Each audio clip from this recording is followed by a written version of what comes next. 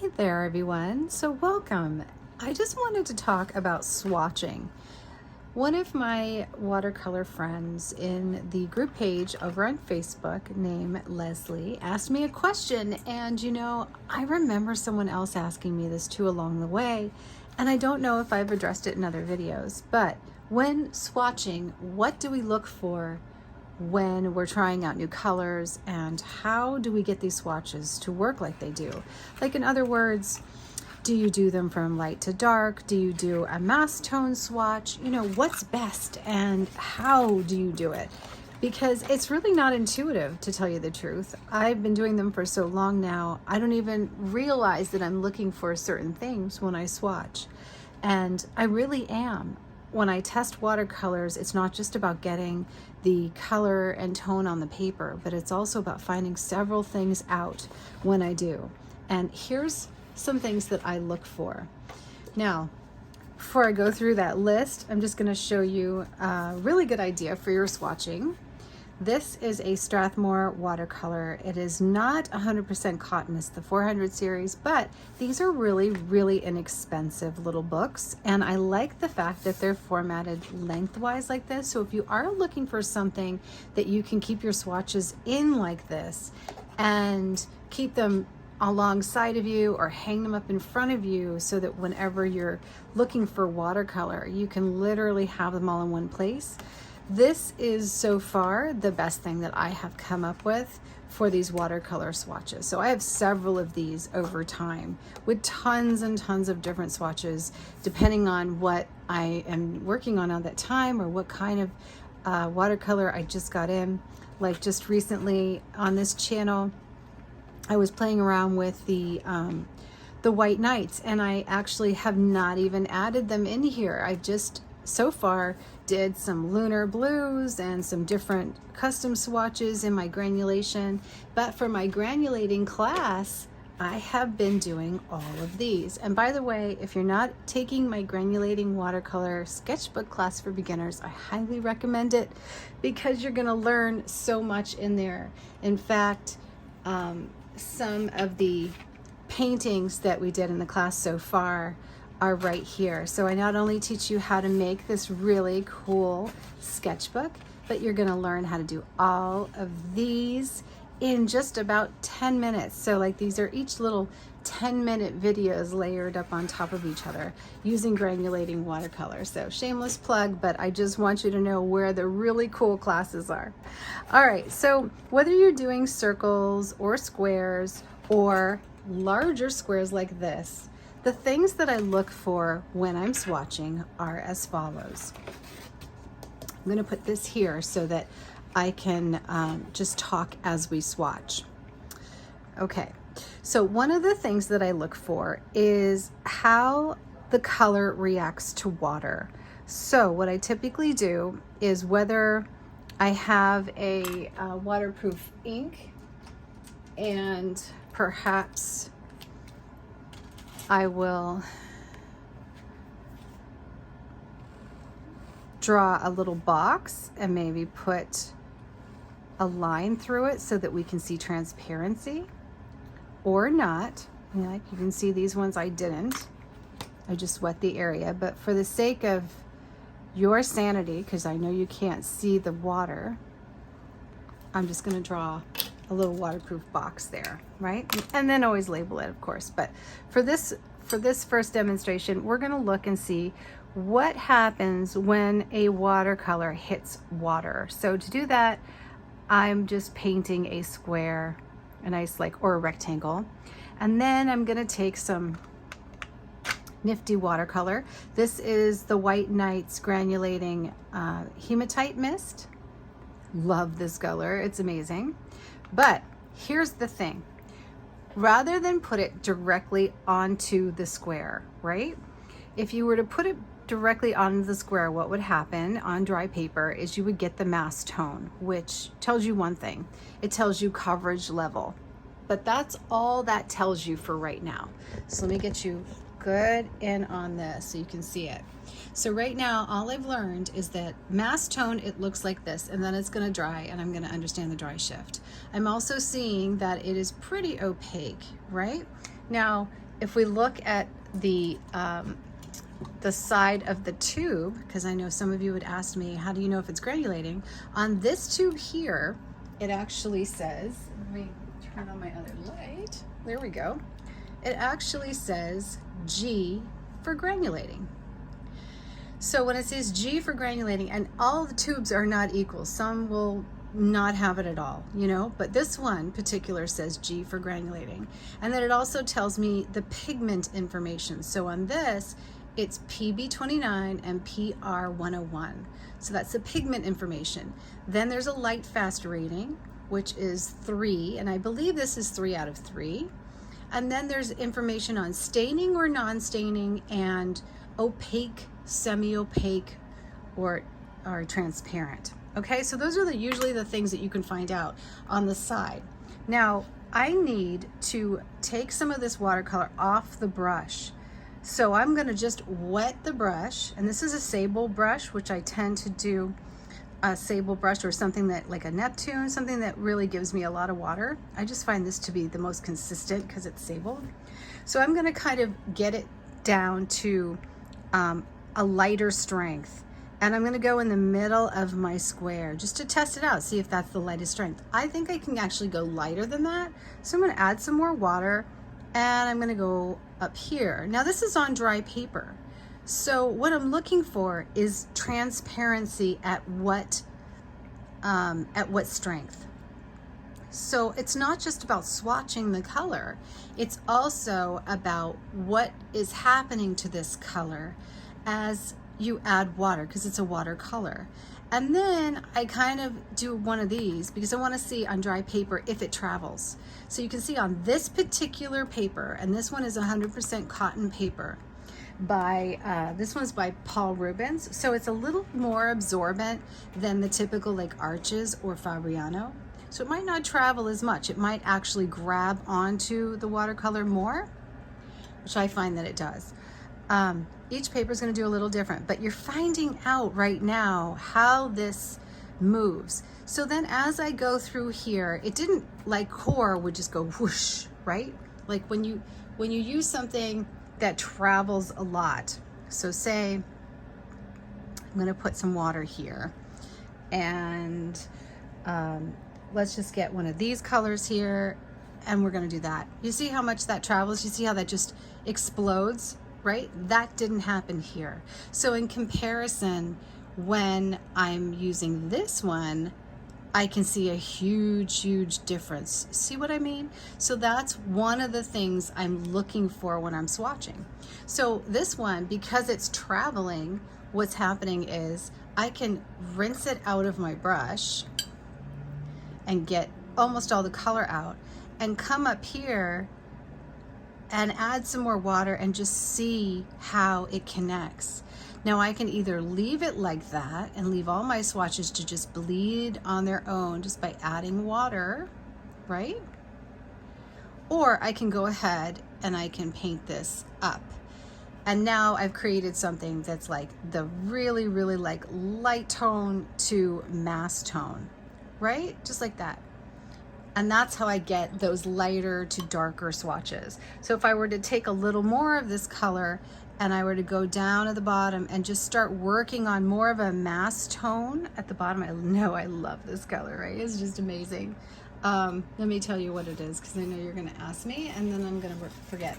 So this one is Rose Madder by Mission Gold. It's one of my favorite Rose Madders. Yeah, Mission Gold actually has some really, really good watercolor. There's some that I just really haven't seen as vibrant. So one of the things I'm looking for again is how it travels in water, what the mass tone looks like. When we add water to it, you know, what does the back run look like? So within that swatch, there's a lot of different things happening, and that's what you want to look at when you're thinking about your watercolor. Now you can see this, right? How different are those two? So different, right? And here's another thing.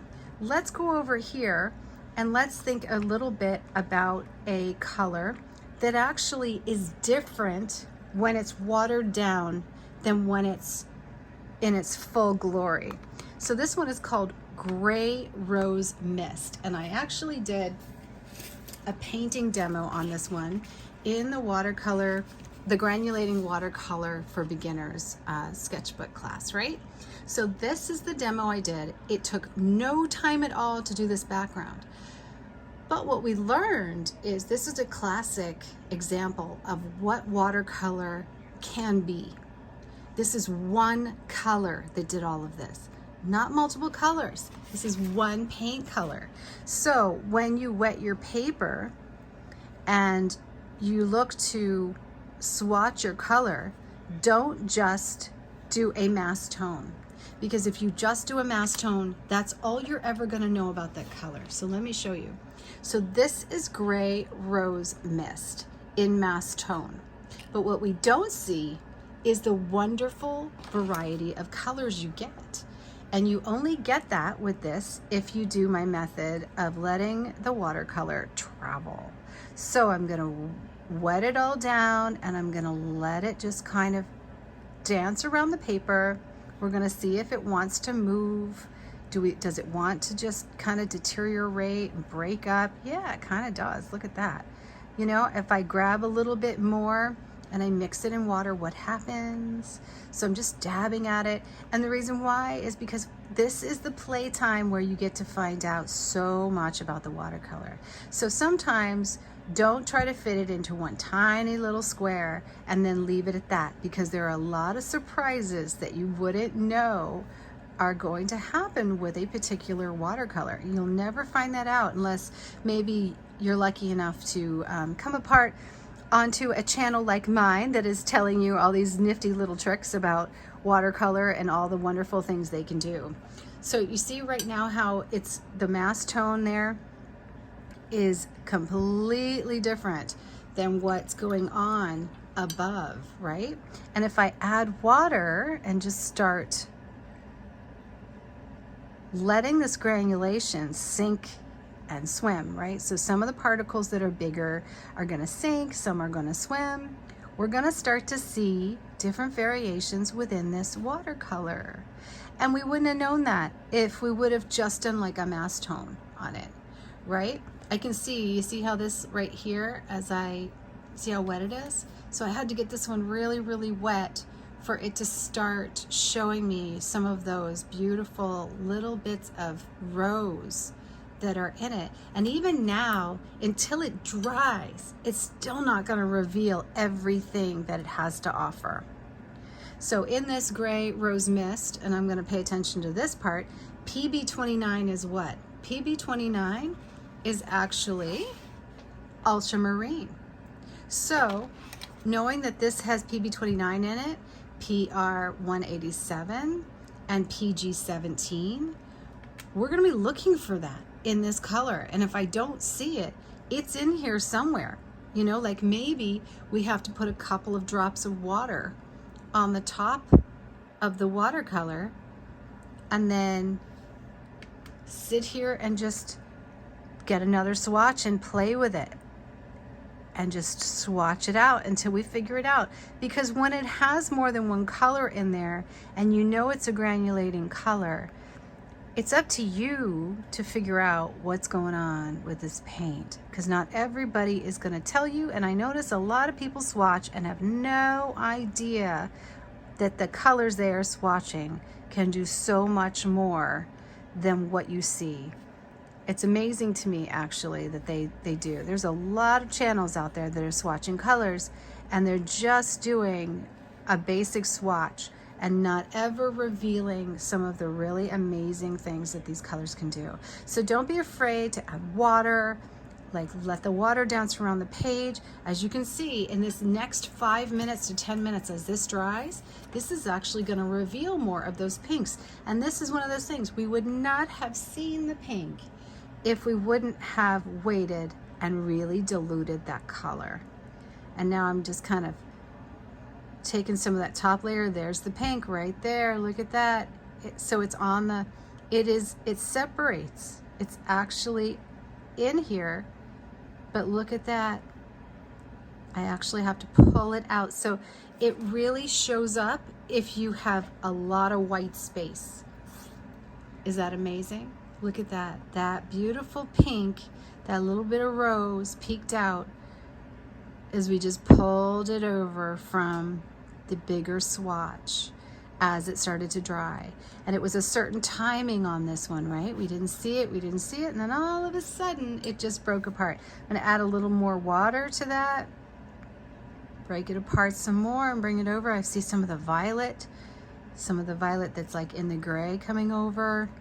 And look, I'm getting those beautiful pinks, but it really did require the diluting in order to get there. So that's one of the things that I look for in these colors. So when you're swatching, you're doing yourself a great injustice if you're not giving it enough water and enough space and trying to do the lightest tone you can to a more like mass tone, right? Because otherwise you would never find out about these things. Let's take another one because I have another good idea for you.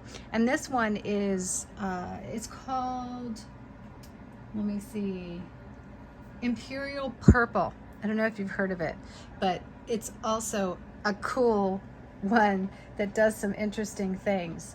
I'm gonna get it for you right now. I just want to make sure I don't get the amethyst. But the amethyst is nice too. So there's Imperial Purple. So again, let's start by getting enough paint, right? So we have the mass tone. And I'm just gonna dab some paint in the bottom and look at that travel. Look at how cool that is. Are we seeing that? Look at that. It just went woof. It's like a core color. Core watercolor does this. And all I did was just dab it in there. Now you can tape up. When I did these right here, I actually used this tape, this very thin tape. It's just painter's tape because I wanted to just be able to swatch over. So it's so pretty. Isn't that pretty? So beautiful. Now look at what's happening. So I have like a deeper purple down at the bottom and I can start working on the mass tone. I'm seeing heavy granulation here just by adding it to water. So it granulated super well. There's always a dry shift, so you can add more and more color. And in fact, let me just tell you something else. This one right here, I actually did this one again. So I did a lighter rush of color to see if it traveled and see how it reacted. And then as it dried, I actually went over it a little bit more. And I did the same thing here, just trying to build up these mass tones. I didn't put those on in the beginning. So the ones that you see that are like this, I actually went over it with a couple of little flicks of my brush and more paint color. Now look at this. So let's rinse out our brush and we're going to just encourage this watercolor to go a little further. And look at what's happening. This one, if you notice, again, I can add little back washes of water to it, and that's gonna break apart those particles, and that's gonna help the granulation really get active. And then I can just kind of move it around very lightly to kind of separate the colors. Because in this color, there's a beautiful light pink that you would never know about if you only ever just took it right from like this. You took it right from the sample. You would only know this if you let it go into the water. Is that gorgeous? So pretty, right? So you see how I did that, right? Okay, let's do another one so that we're really well practiced in how to do them. So I'm going to lay down water in the little square that I want to swatch. Let's grab Taga, is it Green Shadows, is it called? Green Shadows. Green Shadows, where are you? Here it is. Okay, so Green Shadows. I'm going to give Green Shadows a decent amount of water into the swatch here to really wet it. These re-wet beautifully, by the way. These ones are, this is Green Shadows by White Nights. So again, put the swatch down. Look at how deep it is. Let's go at the bottom of our sample and just watch this work. Are you seeing this? I am off the page, aren't I? So let me pull this down so you can see it. Check that out. Is that not the most gorgeous watercolor ever? I could sit here and do this for hours. I don't know about you, but the most relaxing thing I always say is just swatching the watercolor, because I like to watch and see what it does. And I don't even have a goal here. Like I could definitely come up with a painting on this, just using this as a background. This is also a great exercise for those of you looking for backgrounds. I mean, you see how easy this background comes together? We could do a whole video on swatching your backgrounds. Look at how gorgeous this background would be if this was a painting. And just let it evolve and then let it dry. So I'm going to add a little more color, and I'm just going to let it beautifully develop just like that. Look at that gorgeousness. And then remember, try to break up some of these areas with some drops of water. Just let the backwash go, you know, and don't worry about getting it wet. You can totally get this wet. Now, again, these techniques I find work the best on 100% cotton watercolor paper. I know a lot of you will be like, I don't want to waste my paper on swatches, but let me tell you, swatches is like the best thing you can possibly do. It's the most relaxing. You will always look at your swatches. You can hang them right next to where you are. So I would always encourage you to swatch on the best paper that you have around. You know, and you can swatch on the front and back of 100% cotton paper. So let me just pull this out, because we're going to do a quick swatch on this paper so I can show you the difference.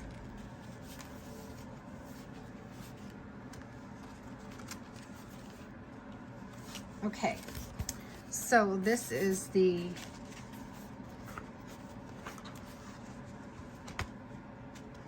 watercolor paper by Strathmore. Put it here. I just don't want to get everything messed up. I think I'll just move you over. Hang on. Okay. There we are. So now, let's rinse the brush out. We're going to paint that same amount of water. Now you're going to notice right away that this is not 100% cotton paper. So the first thing this water wants to do is pool at the surface. Okay, so it's something else we have to deal with, right? And then I'm going to take my color, and you see how wet this stays, and that's because it's not 100% cotton, so it's going to sit on the surface. So that means that I can literally let this just kind of evolve this way. And this is going to show you, one, how painting on different watercolor paper has to be adjusted, right? You have to adjust your techniques because they're going to do different things. And the paint is going to look a lot different too.